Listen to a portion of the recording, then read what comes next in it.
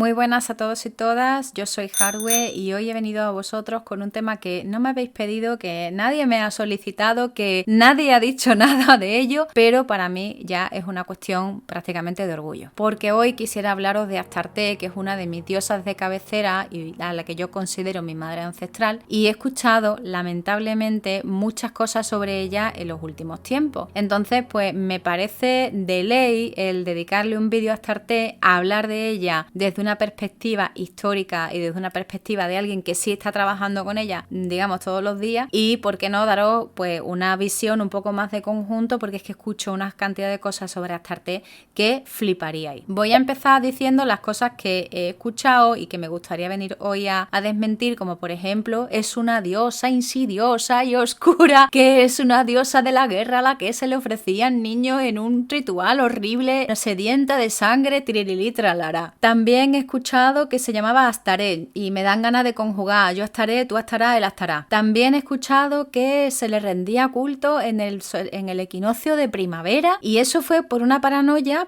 que le dio a alguien que me preguntó a mí, y yo dije, bueno, yo sí, además que esto sé de dónde viene, yo dije, sí, yo sí que le rindo culto en el equinoccio de primavera, pero esto es una cosa completamente mía. Bueno, pues ya se convirtió en realidad, alguien hizo pues un especial sobre Astarte, se convirtió en realidad y anda por las redes sociales pues como si fuera real, cuando la información viene específicamente de mí porque la he dicho yo, pero por una cuestión meramente personal mía. Para quienes os estéis preguntando que quién es esa señora llamada Astarte, hace aproximadamente unos 5.000 años habitaba en el Creciente Fértil, que esto es la zona en la que están los ríos Tigris y Éufrates, más o menos por donde queda ahora mismo Irak. Había una civilización que era la civilización sumeria. Ellos tienen pues históricamente se les consideran unos pioneros, y una de las cosas por las que más conocidos son por tener las primeras escrituras conocidas. Es decir, la historia, como dice un libro de Samuel Noah Kramer, la historia empieza precisamente en Sumer.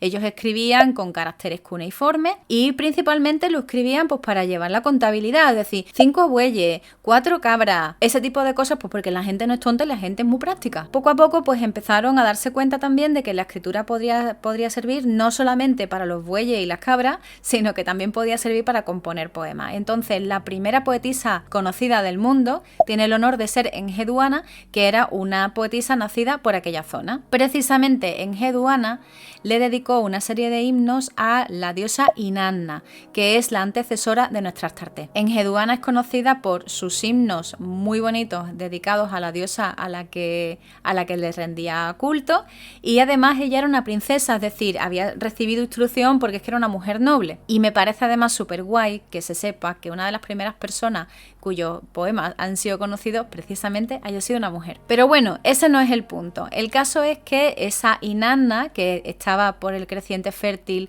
por aquella época, era la diosa del amor y la guerra, y era una de las diosas más importantes de aquella cultura. Posteriormente de eso llegaron unas tribus que eran las tribus semitas. Un inciso, semita ahora mismo lo estamos utilizando como prácticamente sinónimo de judío. Sin embargo, semita es todo aquel pueblo que hable un idioma que sea considerado semítico. El árabe, por ejemplo, es un idioma semita, el hebreo es un idioma semita, en fin, que no se refiere a una etnia ni a un grupo poblacional, sino que se refiere a los hablantes de determinadas ramas de lengua. Es como si ahora hablamos de los que hablamos pues algún derivado del latín, lo que vienen siendo las lenguas romances. Pues eso, llegaron una serie de tribus semitas y se establecieron en la zona del Creciente Fértil, donde antaño había estado Sumeria, y se encontraron con los restos, los remanentes de aquella civilización pues que había sido tan guay, y dijeron, ostras, pues venga, vamos a asimilar muchas de estas creencias que ellos tienen y les vamos a poner nuestros propios nombres, porque para eso hablamos lengua semítica. De ahí que Inanna empezara a llamarse Ishtar, así como otros dioses como por ejemplo Dumuzi pasó a llamarse Tammuz, y la mayor parte de los mitos sumerios acabaron siendo también traducidos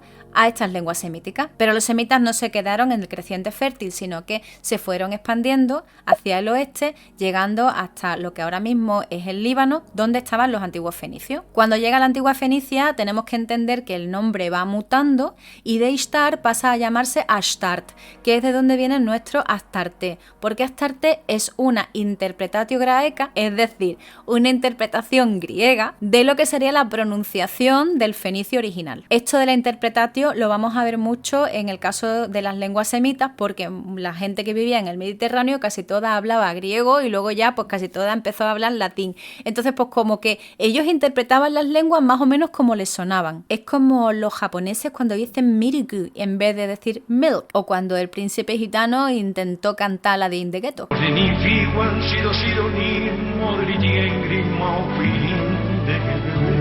El caso es que los mitos quedaron más o menos iguales, con unos ligeros cambios. Por ejemplo, en el mito sumerio original del descenso de Inanna, Inanna se enfadaba muchísimo con Dumuzi. Por cierto, el mito lo tengo narrado aquí en el canal, os lo voy a dejar en la cajita de descripción por si queréis escucharlo. Y lo mandaba, bueno, pues porque se enfadaba mucho con él, porque la traicionaba, lo mandaba a irse al inframundo. Pero su hermana, que era Gesti Inanna, se apiada de él y decide que, bueno, que se va a intercambiar la mitad del año por él, y así es como nacen las estaciones, muy parecido al mito de Perséfone, Demeter y Hades. En la versión semítica de la historia, a Ishtar / Astarte lo que le pasa es que le duele la muerte de Dumuzi, entonces pues bueno, se hace como el trato de que se le va a devolver a Dumuzi la mitad del año, y así es como se da, de nuevo, explicación a las estaciones. Y bueno, pues ellos estaban tan tranquilos por el Mediterráneo hasta que les da por comerciar, y la diosa Astarte, que es como la conocemos aquí, acaba yendo hasta prácticamente Andalucía, donde se mezcla con aspectos de las diosas locales y se convierte en la diosa mayor de aquí, porque los fenicios forman sus propias colonias, pero además forman pues una civilización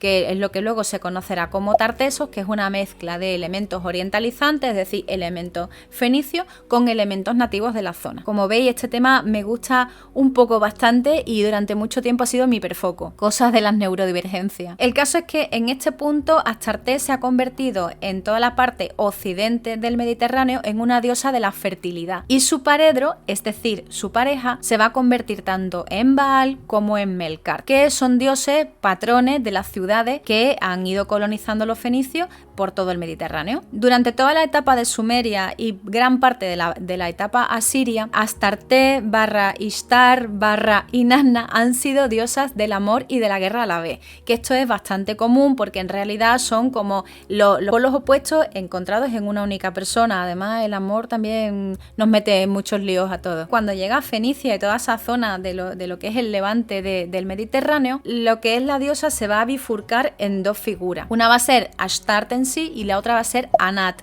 Anat se va a quedar siendo toda esa parte de la diosa joven guerrera, muy parecida a lo que sería luego Atenea, y Astarte se va a quedar siendo la parte del amor, la sensualidad y la fertilidad. De hecho, para los fenicios va a acabar siendo prácticamente su diosa madre. ¿Dónde viene esta liada de que es una diosa sanguinaria y de que es una diosa terrible de la guerra y oscura como la noche y tal? A ver, yo aquí no vengo tampoco a devolverle la dignidad a ninguna diosa ni a ningún dios, porque ya sabemos que antiguamente los dioses no eran todo paz, amor y amistad como puede pensarse, porque realmente no lo eran. Eso tenemos que ser conscientes de eso, y que tienen sus puntos de luz, sus puntos de oscuridad, y además se nos presentaban pues como si fuesen personas normales. Incluso algunos, como era el caso de Astarte, tenían, vamos, una profesión. Este mito de esa Astarte oscura, sanguinaria y todo eso viene de la propaganda por parte de algunas de las tribus semitas que estaban en contra de los fenicios, como por ejemplo las tribus del pueblo de Israel. Hay un detallito, y es que en todas las lenguas semitas, o en casi todas, no se escriben las vocales, es decir, tú te encuentras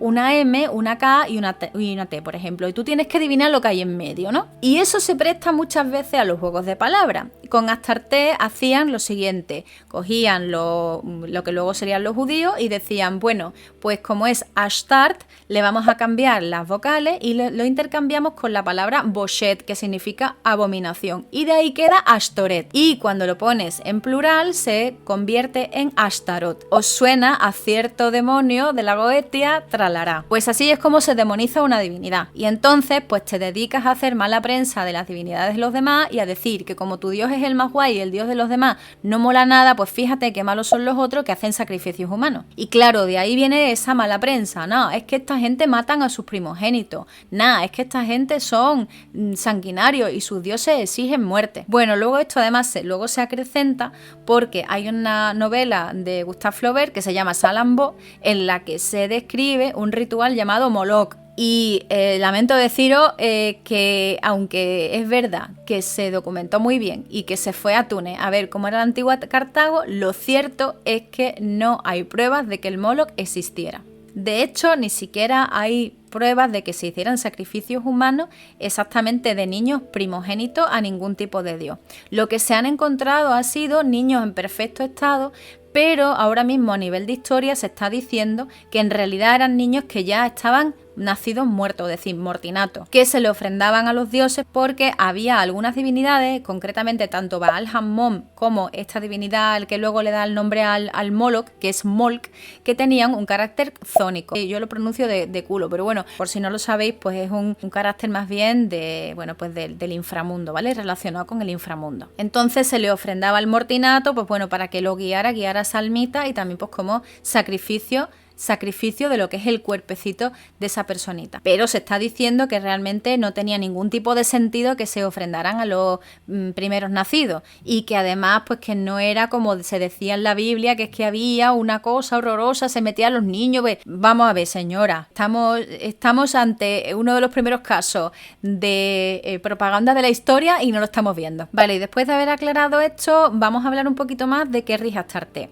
Astarte rige un montón de aspectos porque, como ya he dicho, se ha ido moviendo por todo el Mediterráneo. Desde que empezó allá por Irak, más o menos se ha ido desplazando, ¿no? Inanna, Ishtar, ha hecho un viaje la mujer. Y luego Astarte cuando lo interpretan los griegos, y ella rige, por ejemplo, animales como la paloma, el caballo, el toro, porque además su consorte se le considera que es el toro del cielo, con lo cual el toro también le está consagrado. Si veis, son todos animales, menos quizá la paloma, pero son casi todos animales que están relacionados con el campo, la agricultura y la fertilidad. Son animales que necesitan gran fuerza física, también consumen mucho, pero están relacionados con el trabajo en el campo, el trabajo duro. También es la diosa que regula todo lo que es el ciclo del trigo, que el trigo y la cebada ya sabemos que son cereales muy importantes para todo lo que es la cuenca del Mediterráneo. De muchos de los festivales antiguos que se celebraban a Astarte, se dice hoy en día que hay muchas festividades agrícolas también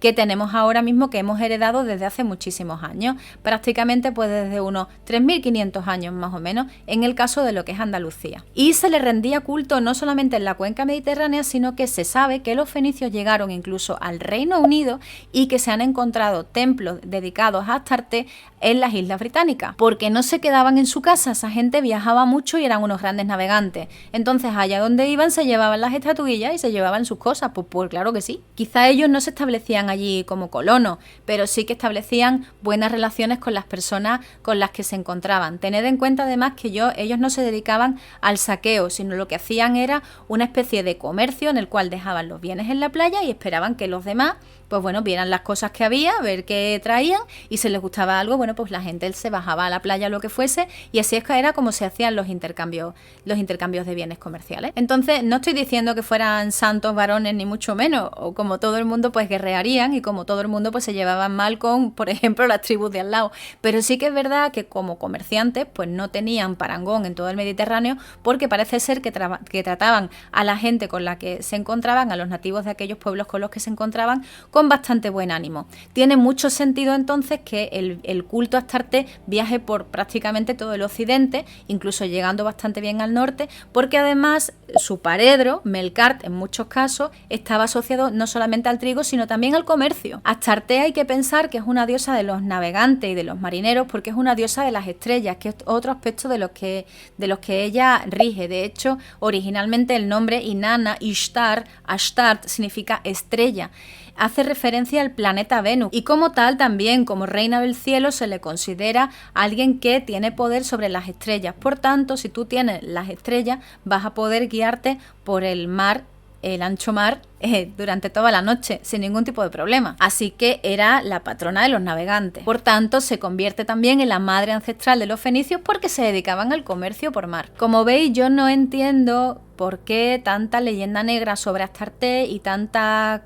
es que no sé ni cómo decirlo. Mierda, porque no tiene otro nombre. Pero yo creo que es por un ánimo de intentar vender a una diosa quizá mucho más oscura y mucho menos amigable de lo que realmente es. Luego hay mucha gente que también dice que porque es la patrona de la prostitución, pues es que tiene que ser una libertina. Mire usted, la prostitución en toda esta zona estaba bastante bien acotada y de hecho se consideraba una profesión, y era una profesión que estaba regulada y era sagrada. No tenemos que decir que cierta cultura tiene los mismos valores que tenemos nosotros ahora mismo. Verlo como algo impuro o algo oscuro o algo que no se debe hacer, pues lo estás viendo tú desde tu óptica. Para ellos era completamente normal. De hecho, uno de los aspectos de Astarte es Astarte de la Ventana, y tengo una publicación en Instagram que también la voy a dejar aquí en la cajita de descripción, explicando por qué Astarte de la Ventana es la Astarte de la prostitución y no se considera para nada un oficio indigno ni un oficio impuro a ojos de aquellas personas. ¿Cómo le rindo yo culto? Veréis, yo le rindo culto todos los viernes porque yo estoy consagrada para ella de por vida. Yo la considero, como creo que ya he dicho,